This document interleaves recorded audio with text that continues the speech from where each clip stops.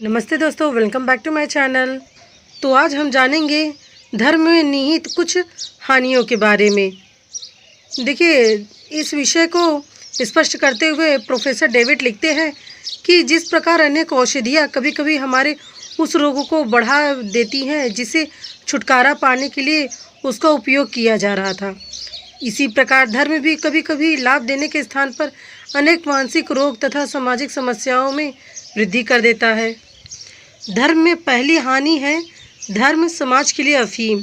यानी कुछ लोग धर्म को इस कदर कट्टरता से मानने लगते हैं कि उसके जीवन में कुछ भी हो, कहेंगे बस करो, बस ईश्वर की मर्जी की वजह से ही हो रहा है। जब वो ईश्वर की सत्ता को समझकर सब कुछ उसकी मर्जी मानने लगता है तो खुद तो कुछ नहीं करता है, सिर्फ प्रयास नहीं करता, जिसके कारण उसके जीवन में रुकावटें आती हैं और वो आगे नहीं बढ़ पाता। धर्म सामाजिक प्रगति में बाधक। देखिए, धर्म की जो प्रकृति है वो रूढ़िवादी है। कुछ मान्यताएं, कर्मकांड, विधि विधान ये सब चलते हैं। इनके कारण कुछ ऐसी कुरीतियाँ भी होती हैं जो आज तक अभी तक ख़त्म नहीं हुई, जो उस धर्म में आज ज्यों की त्यों ही निहित है। धर्म द्वारा सामाजिक समस्याओं में भी वृद्धि होती है। देखिए, धर्म द्वारा कुछ स्थितियाँ यानी कुछ ऐसे कर्मकांड, पूजा, क्रियाकलाप हैं जो कि जैसी की तैसी ही पुराने से लेकर अब तक चली आ रही हैं, जिनको बदला नहीं जाता। क्यों? क्योंकि धर्म के ठेकेदारों, पंडों, पुजारी आदि ने धर्म की आड़ में कई कुरीतियों को संरक्षण प्रदान किया है। जैसे ब्राह्मण ने समाज में अपने आप को श्रेष्ठ घोषित कर अन्य वर्ण का शोषण किया, और भी कई रीतियाँ हैं, जैसे बाल विवाह, दहेज प्रथा, विधवा पुनर्विवाह निषेध यानी विधवाओं का दोबारा विवाह न करना आज भी यदा कदा कि इसे बुरा ही माना जाता है।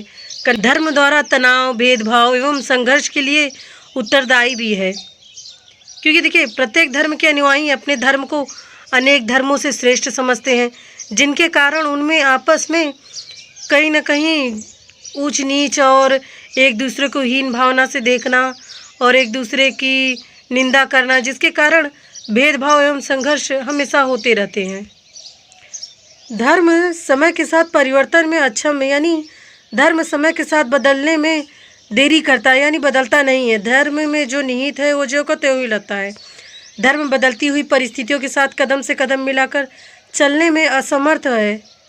इसीलिए कई महत्वपूर्ण कार्यों का उत्तरदायित्व अनेक समाज सेवी संस्थाओं ने ले लिया तथा धर्म प्रधान शिक्षा के स्थान पर अब धर्म निरपेक्ष शिक्षा का महत्व बढ़ने लगा है। यानी ये कह सकते हैं कि धर्म तो नहीं बदला, लेकिन धर्म की कुछ संस्थाओं ने उसका बेवड़ा उठा लिया है और उसमें धर्म निरपेक्षता को लाकर उसमें अपनी अपनी संस्थाएं बसाकर समाज के लिए कार्य करने लगे।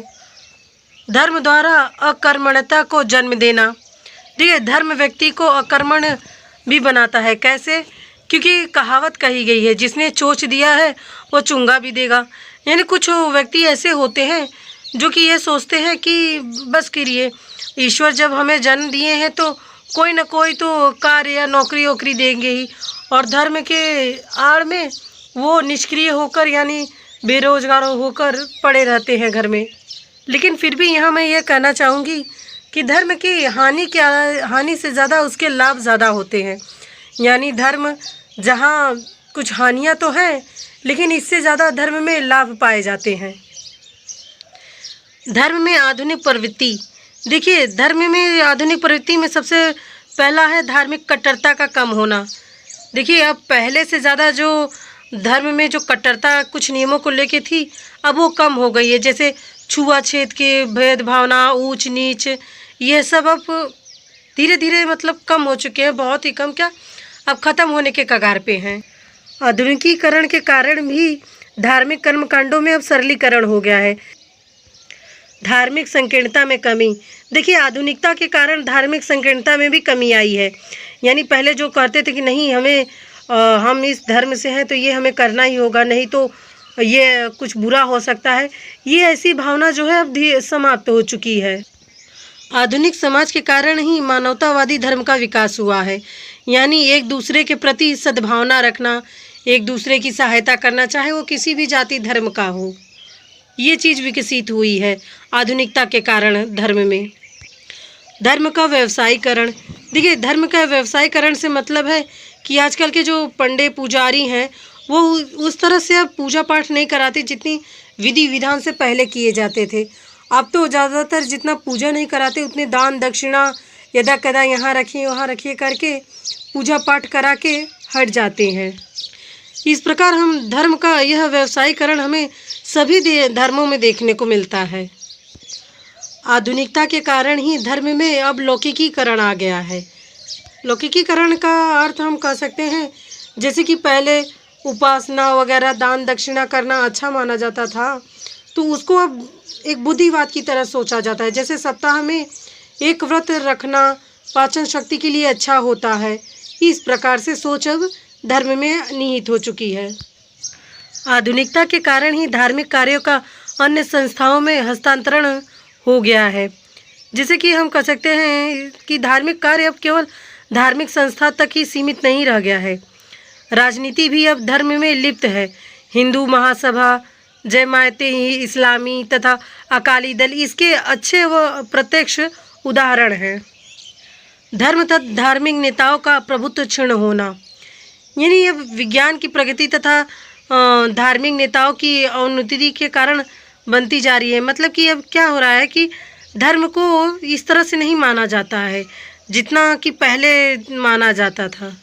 उदाहरण के लिए हम कह सकते हैं जैसे कि पहले के जो सम्राट होते थे वो राज पुरोहितों के सम्मान के लिए अपना सिंहासन छोड़ देते थे, परंतु अब ये समाज के अन्य सदस्यों की भांति भी सामान्य सदस्य होकर रह गए हैं पुरोहित वगैरह।